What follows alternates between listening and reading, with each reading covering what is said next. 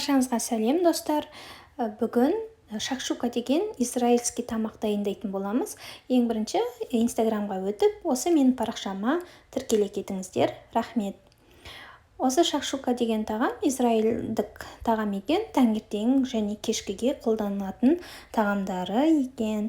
Маған осы шакшуканың ең ұнайтыны оңай жасалып және тойымды тамақ болғаннан кейін сол жағынан қатты ұнайды. Осыған керек заттардың бәрін видеоның астына жазып өтетін боламын. Ең бірінші табамызға май құйып, қызған кезде майдалап туралған пиязымызды салып, қызарғанша қуырамыз.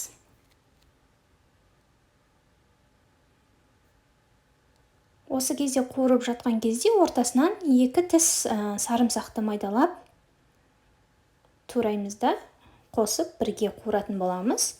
Сол кезде дәмі әдемі болып шығады, иісі де керемет болады. Міне, осылай жақсылап қызарғанша қуыратын боламыз. Бүгін 8 наурыз, қыздар маған осыны күйеуім дайындап беріп жатыр таңғы асқа. Содан кейін міне тәтті бұрышымызды майдалап турап, салып қуырамыз. Осы кезде дәміне қарай тұзымызды салып, бетін жауып, бұқтырамыз. Бұрышымыз кішкене жұмсару керек. Міне өзі сарғайып, әдемі түс беріп жатыр. Қақпағын жауып, бұқтыратын боламыз. Содан кейін біз негізі стричоа деген сыр қолдансақ болатын еді осыған, бірақ менде жоқ болғандықтан бүгін жай ғана сырды қостым. Қызанағымызды салдық. Осы жерде қыздар айта кететін, қызанақты күштен өткізіп, соғымен қоссаңыздар да болады, немесе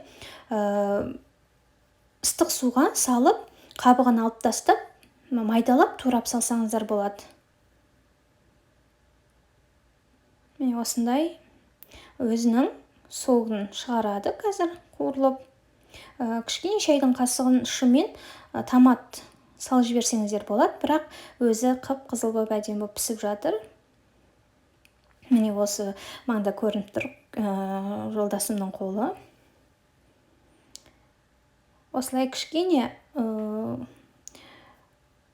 шетіне қарай осылай жарып шығамыз жұмыртқамызды, үстіне дәмдеушілер себеміз. Мен мына жерде сыр қостым, аз ғана. Сол кезде созылмалы әдемі болып, дәмді болып шығады. Жасап көріңіздер. Міне дәмдеушілер септік. Дәміне қарай өзіңіз ұнатқан дәмдеушілерді себесіз. Тұзымызды септік. Осы ақуызы ағарғанша пісіреміз, бетін жауып. Сарысы кішкене шикілеу болу керек. Қазір видеода анық көрсетілетін болады. Міне қазір бұны нанмен жейді. Нанды батырып, міне осындай кішкене ағып тұратын болады. Сырымызда әдемі дәм беретін болады. Қазір кішкене көрінетін болады. Созылмалы болып піскені. Міне созылып әдемі болып тұр. Ас болсын, сіздермен болған Есімбекова Майра.